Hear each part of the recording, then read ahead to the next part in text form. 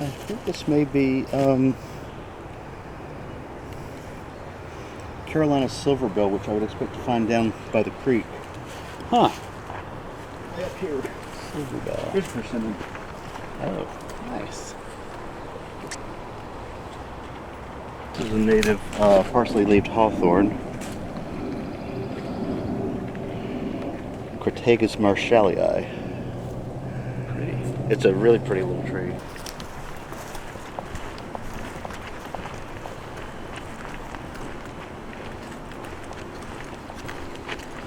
So do they fruit in the fall? The persimmon? Yeah. And do all of them fruit? Or? This is all calorie pear, Bradford pear. Oh, This is yeah. nasty Yeah, stuff. stuff will spear the hell out of you. Yeah, too. it's quite possibly one of the worst invasive species we have, but nobody really recognizes it that way yet. The thing that I got to know about those Bradford pears over there when I was cutting trails is,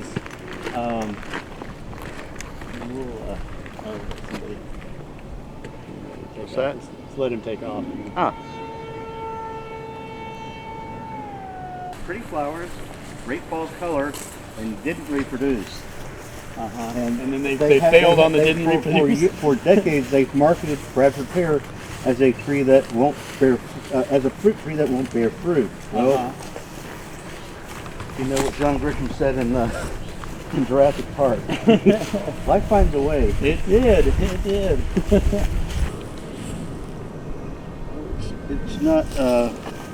It's not milkweed. It's in the same family as dogbane. Dogbane? Yeah, possumum. It's great. It's still a good pollinator plant. It has one of the characteristics is the white milky sap. There's only a couple of plant families that have that. Mulberry is one, and the other one is going to be it's Jasmine two. There's does that too. Huh? Jasmine does that too. Have to you Has cut it. White sap? Yeah. Jasmine? Yeah. Every time we have it in our yard when I trim it. Tracheospermum is in the same family as the dogbane. Is in this family. Because and it's sticky and it Yeah. gets on everything. So mulberries are related to figs. Yeah. So this is where the bulldozer came through. Fig's almost like an inside-out mulberry. Right. A little different flavor. Yeah.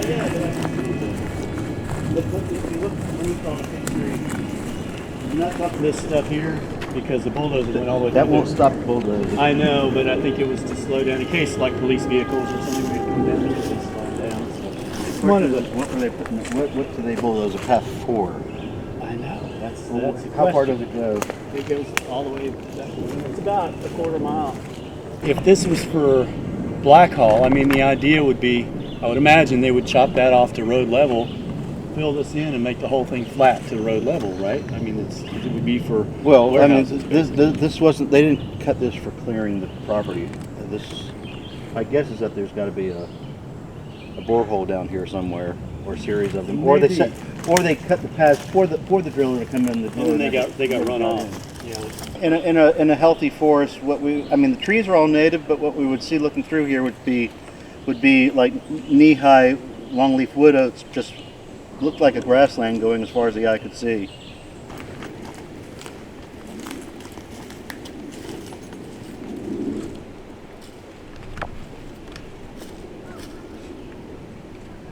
Most of this growth looks like it's between 50 and 70 years old, probably on the lower side, maybe. The prison farm went out of operation what in It kind of the started 80s? kind of started stepping out, like from they started selling off chunks of it from the 60s and 70s, but I don't know when this part was no longer active. Pretty much. This very likely was in cotton long before the prison farm. When did the prison farm? When did it go into operation? 20s. In the 20s, which is about when cotton was being ransacked by the boll weevil. So Hey. That was prior to the prison farm. They weren't growing cotton on the prison farm, were they? Probably not. No. I don't think so. I think it's mostly like edible, like beans. Nobody in the corn. southeast was growing much cotton after the 1920s, which is when the big boll weevil. About the same time that I think that the Dust Bowl hit out west, out in the Midwest. The boll weevil was really ratcheting up its devastation of the cotton crops here. So yeah, then you have the Great Depression on top of that, and a lot of people stopped trying to do commodity cropping, and we're just trying to do subsistence farming. Yeah. So you wound up seeing a little, and then World War II hit. So anybody who was capable of working on the land, Victory Gardens. well, they were either put to work in the munitions or were drafted to go off to war. Oh, right. And I think a lot of women worked in the munitions industry. Yeah. Building bombs. But a lot of the land just wound up being kind of abandoned, which is when you start seeing all this afforestation begin to occur. Right. Especially a lot of the things a lot of the loblolly pine that wasn't planted. It just colonized in here. Yeah, start in the 40s and 50s started coming up. Now the native people would have probably cropped the bottomlands, the floodplains, and these areas would have been for more hunting and gathering of native vegetation and things like that. But my understanding is that most of like the Muskogee agriculture would have been on the floodplains. Which the soil is arable there. Right. It's turned over by flooding. There's more nutrients being brought in. Makes sense. Yeah. Microstygium is sometimes called Nepalese brown top or Japanese stilt grass. It's an annual grass. It likes floodplains. It likes disturbed areas. So historically disturbed areas. So, but one thing it doesn't like is fire, and it's a bad invasive species. It'll crowd out native stuff from germinating on the forest floor. Would a fire also help to clear the privet? Yeah, oh, definitely. Yeah. There's tons It of would not privet. just help clear the privet, but it would help to. It would kill a lot of the seed that's in the soil from Okay. all the privet that's been dropped here. This is pecan. Okay. Yeah, quite a few pecans. But near the creek, there's a few. Oh, irises. Yeah, I saw a few of those. Back at the beginning of this trail, if we'd have come up the main Curious trail. as to what color they might be. Just wondering if it was. Huh. Is that something that would just grow spontaneously, or No, somebody that probably it was. Those are probably cultivated. Yeah.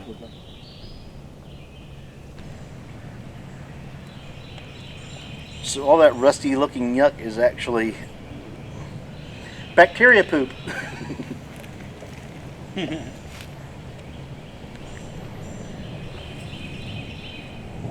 We refer to that as flocculent. Flocculent? Flocculent. Take a twig and break it up. Oil will kind of slide back together. Well, this stuff is kind of like in little platey chunks. And that's naturally occurring. Huh, okay. Versus petroleum, which will look like a slick, and it'll stay a slick no matter how much you stir it around. Oh, I see what you're saying, yeah. This whole little basin here, where it starts getting muddy, is where the groundwater is coming up. Yeah, because, I mean, I think I was wondering why we hadn't walked over it. Starts right there. Not 100% sure, but I think it's rat snake.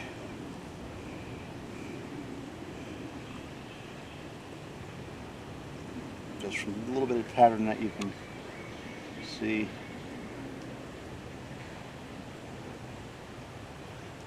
Definitely not venomous, because this is near the tail. So this is the cloaca hole right there. This is basically it's where it mates and where it poops from. So if you go from the cloaca back to the tip of the tail, it's a double row of scales. See, the rest of it's single, but that's how you tell the non-venomous from venomous. One of the ways is from the cloaca to the tip of the tail, it'll be a double row if it's a non-venomous. It'll be a single row of scales if it's venomous. I never want to get close enough to be counting the scales. Well, yeah, you don't usually want to do that with a live one. Live snake, Yeah. unless you know what you're looking at already. If you're out in the woods camping and you don't have Technu and you get a little poison ivy, Oh, that's the stuff? This is what you want. The to put on your leaves poison. or the mucilage from the stem. It's almost like aloe juice. Oh, that is really good to know. You want to put that on your poison ivy. Let me get a picture of that. This was yeah, that stuff is good on poison ivy. That gel. That is very good to know. I think this may be a blackjack oak. This may actually be a champion tree. Yeah. I don't usually see blackjacks get this big. There's definitely a champion over on the prison farm side. I remember when that willow oak used to be over there at the Doll's Head. Yeah, this one is like, it is basically in between the prison and where the warden or whoever lived. That house that's right next to the prison. This tree is unbelievable. I'm just looking for something that would have been knocked down in a recent rainstorm. Oh yeah. All I'm seeing is southern red oak, but it may be a southern red. The lower leaves are going to be different shape. Here we go. It's southern red. Oh yeah. Even though it's got the spatula-like leaves, it's fuzzy on the back. Oh right. Yeah, it's a southern red oak. Quercus falcata. Also used to be called a Spanish oak. Oh okay. Yeah, like this location. Yeah. Yeah, they're leathery. I know these look like they came from two different trees, but they're from the same tree. So what? How come this one is more? These are the leaves that it forms in the sun. These are the leaves that it forms in the shade. Oh, okay. Wow. It's like the real deal. That's some serious shit. Yeah, I was like, holy cow. And that was during the week of action, one of the things that they did. Huh. It's definitely usable. And also very, Yeah. it's a little, like up here it's not too bad. You get in the middle and it's very bouncy. Yeah, I'm sure it is. Out here it's like, oh boy. These are not like really viable handrails, you know. No. But, you know, it'll do. But, you know, we can easily go across the creek over there, so we can take that route. Don't have to worry about taking our chances on this.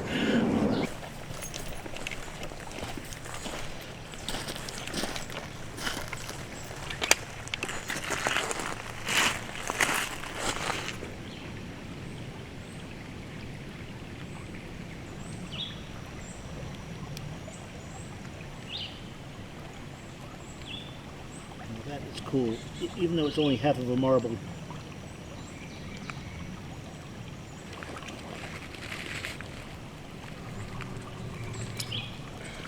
Almost like beach class. You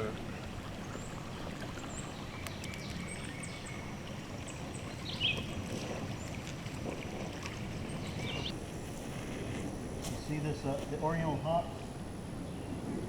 Oh yeah. You can't get here with it. See all these? Yeah, they can't do it yet.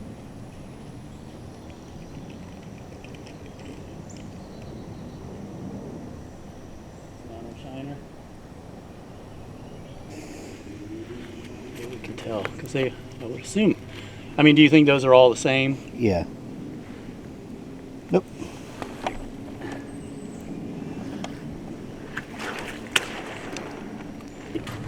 They definitely have that fluorescent kind of sheen to them, you know? Yeah, iridescence. Yeah. It's the same thing. I'm pretty sure it's Gambusia. Probably all the same.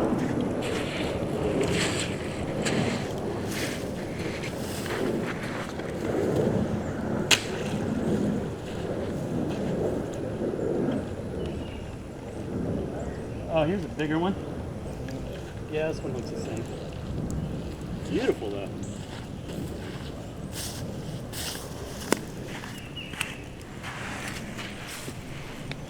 It's got a really pretty color.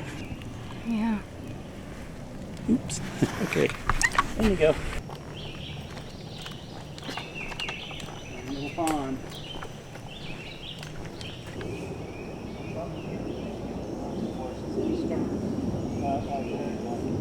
Oh yeah. Blackhall over there. Yeah, that's the studios. Current studios. That's the other side. Yeah. Where's Constitution cuts right there? Constitution Road, where that black fence is. That's Okay. the road. And then just where it dips down beyond that is the South River. And then that's part of the Sunset Ridge. Yeah. But yeah, that's 9 sound stages. The biggest one an indoor acre. 50-foot high roof indoor acre. It kind of blows your mind when you see it. Like it's hard to grasp the space. The inside of the space. Yeah, because there's no, without support beams or anything. It's Yeah. just a big open. Just like.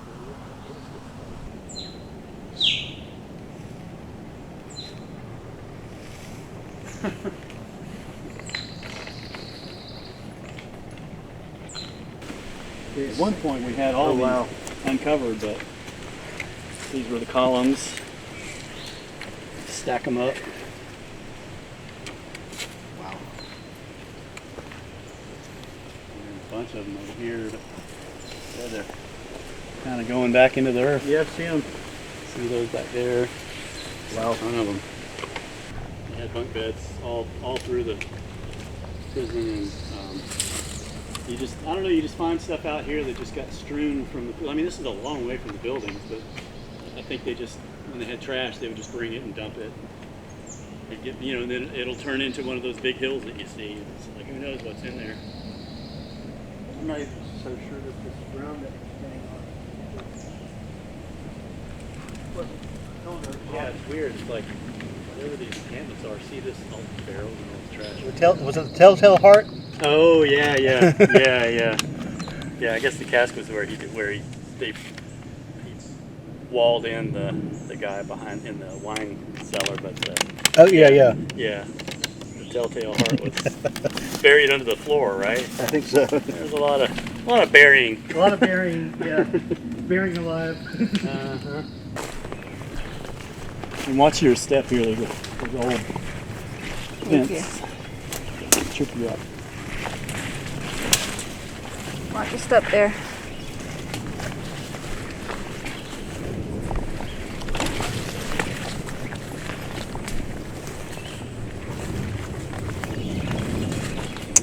Wow. Jeez. Well, that's where it was. Trash. That's where it is. Yeah, they just tore it down and just left it.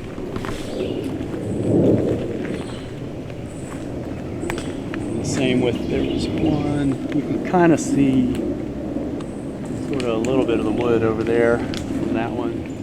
What was over here? Treehouse. It was up there. I think this is the one that the person crawled on top of the treehouse and crawled up the tree, and they just tore the treehouse out from underneath them. And that, and somebody climbed that tree with spikes a lot. Yeah. Oh, right here? Yeah. This had to have been the police. Yeah, because They had a rope. they were using like a harness and rope. Just how steep the break is here. Looks like a pond basin. Like it would have been flooded one time. Oh, maybe. Yeah. And that would have been probably not too difficult if you wanted to. You could Yeah. where it gets narrow, you could put a dam up there and build it up some. But I kind of feel like I could try to get behind the rudder, or I could just try to pull out a rope on the outside. Right. Do what you can. But it is mind-numbing sometimes, and it's just like sort of just such a grind. And I think that's one of the things that's so appealing to the DTF folks is that, like, at least here you're doing something. You're not sending an email. You're not sitting in a room with people that are not listening to you, or that are shaking their heads, and then as soon as you walk away, they're like, "Fuck you, I'm not gonna do that," And